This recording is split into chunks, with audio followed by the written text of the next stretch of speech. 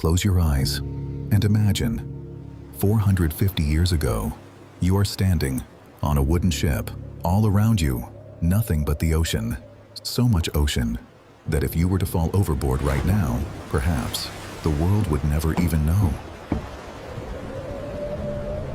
History doesn't hide its secrets. It always leaves something behind: a bone, a sword, a diary, a name, something. But in the history of America, there is one place where history left.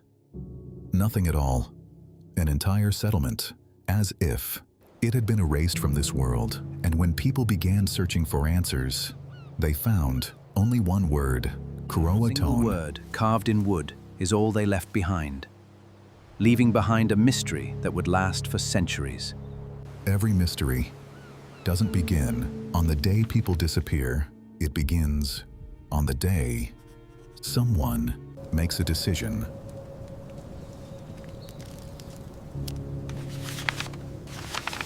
And the story of Roanoke also began with a decision. A decision that changed the lives of 117 people, and perhaps the future of America forever. The 1580s, England, the England we know today, was not the England of that time. It was not the most powerful nation in the world. It was a country that looked at Spain and feared the future.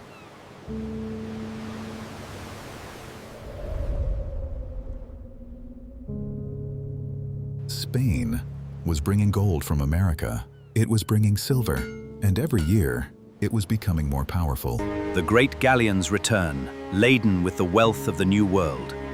Silver is transformed into unstoppable naval might. England had realized that if it failed to establish its own foothold across the Atlantic, then one day it would have no choice but to watch other empires dominate the world. We must secure our footprint on this coast. Queen Elizabeth launched a dream, an English colony, a new world, a new beginning.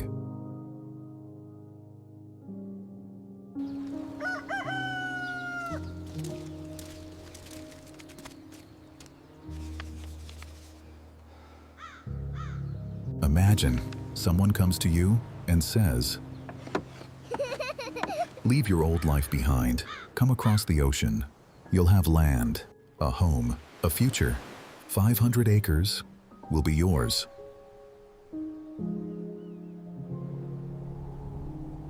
There was only one condition. You had to go to a place from which very few people had ever returned.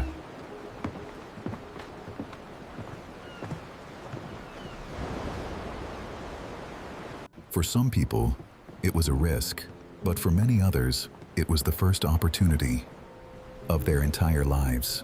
For the first time, they felt they could write their own destiny. But the story of Roanoke doesn't begin in America. It begins inside the Royal Court of England.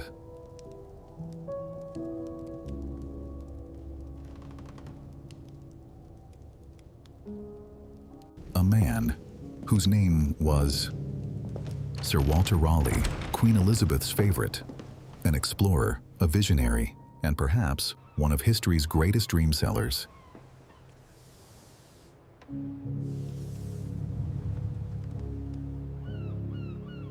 His mission wasn't simply to build a colony. His mission was to challenge Spain and to plant England's flag across the Atlantic. Completed in the royal dockyard. Beyond the horizon, rivals watch and wait. Ambition, not conflict, guides this fleet into the unknown. But no dream All who settle in the New World shall find land and a new life. can ever be sold with a sword alone. Dreams are sold with hope.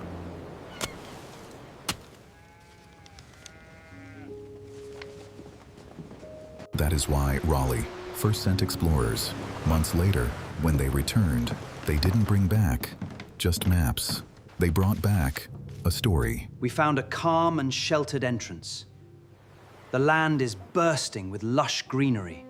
It stretches endlessly before us. A story that made England believe it had discovered a new paradise on Earth. They said across the ocean there was land where fertile soil was abundant, dense forests, rivers full of fish, game to hunt, natural resources everywhere.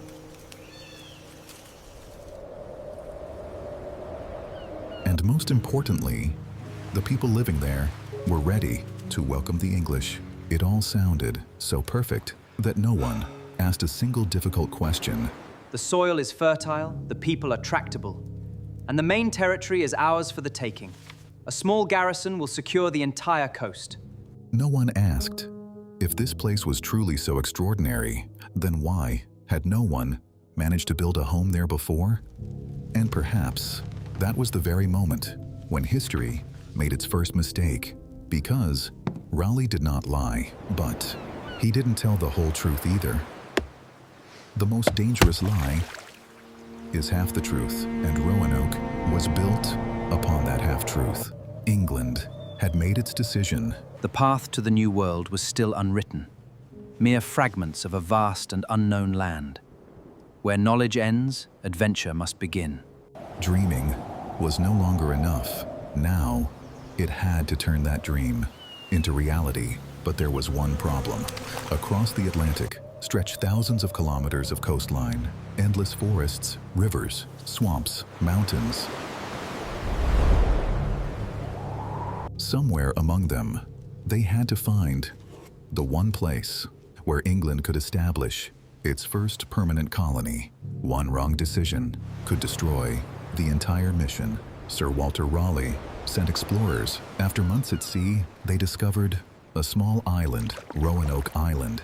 This land is low and heavily forested.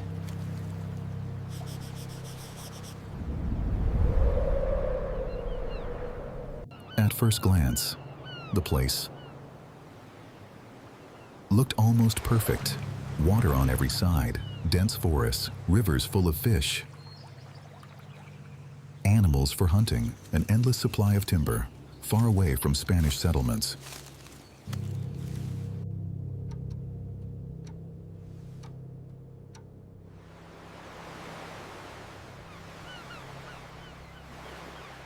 Which meant England could establish its foothold without immediately confronting Spain. The mission seemed successful, but this is exactly where the investigation starts becoming interesting. The explorers saw only the beauty of this place, not its problems.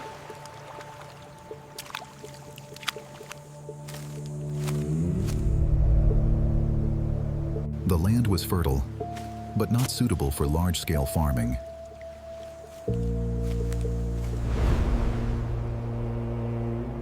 Water was everywhere, but fresh drinking water was limited.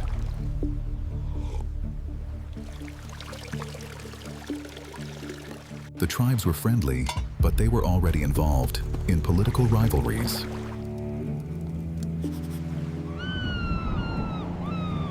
There was one man who believed this could become England's future, Sir Walter Raleigh. He sent his report to Queen Elizabeth. Permission was granted, funding was approved, ships were prepared. In the late 1580s, the preparation began. Beyond the ledger, a colonial fleet took physical shape. In the late 1580s, a small fleet prepared to sail. They left without celebration, bound for the unknown. As the shores of England slowly disappeared, England began planning its first colony. Everyone believed history was about to be made. But the gateway to their future would soon become their trap. If we examine this mystery carefully, we always talk about 1587, but the tragedy actually began 2 years earlier.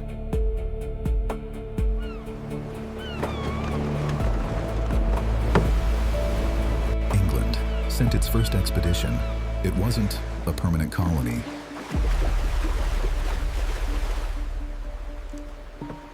It was a military outpost, soldiers, explorers, a dream to build an American empire. At first, everything looked promising. The native tribes welcomed the English.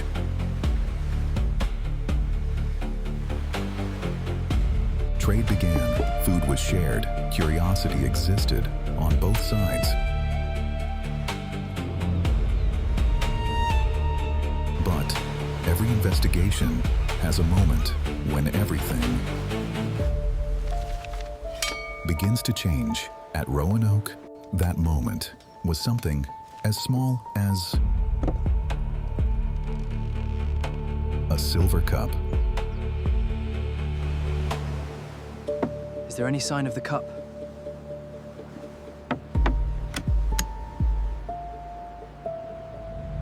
One day, a silver cup disappeared from the English camp.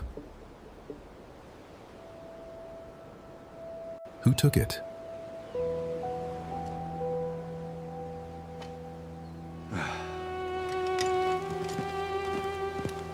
No one knows. Was it really stolen?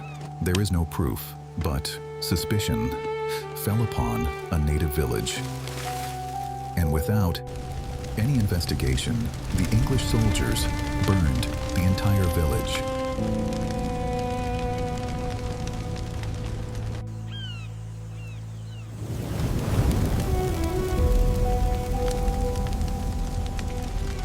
Homes, grain, fields, everything.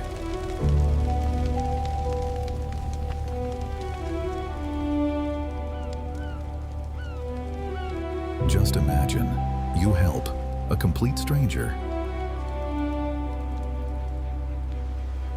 and in return, they burn down your home. Would you ever trust them again?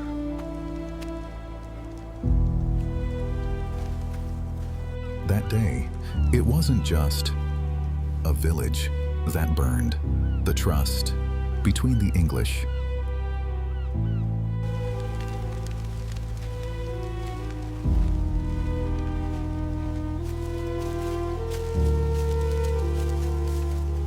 and the Native Americans burned with it the first permanent stain.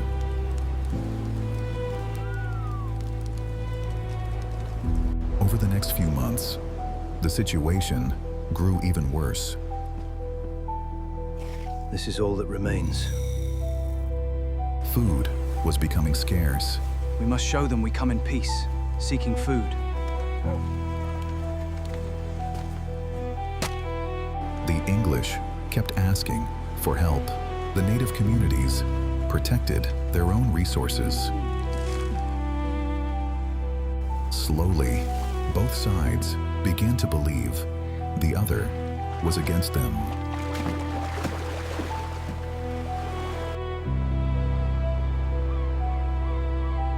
Rumors became more powerful than facts. A single spark became a fire.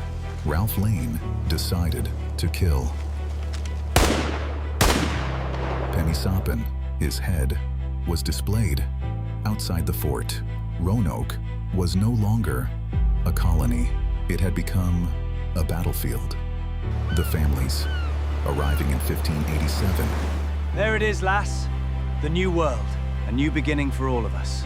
had no idea the land they were about to enter was already at war. England prepared to return to Roanoke. But this time, soldiers Keep faith, my boy. Not long now. were replaced by families, mothers, fathers, children, a better future. My mission is to observe and portray this new world. Governor John White, not a soldier, an artist, a mapmaker. Eleanor Dare, pregnant, a 10-week voyage toward hope. Rest easy, Eleanor. I will, Father.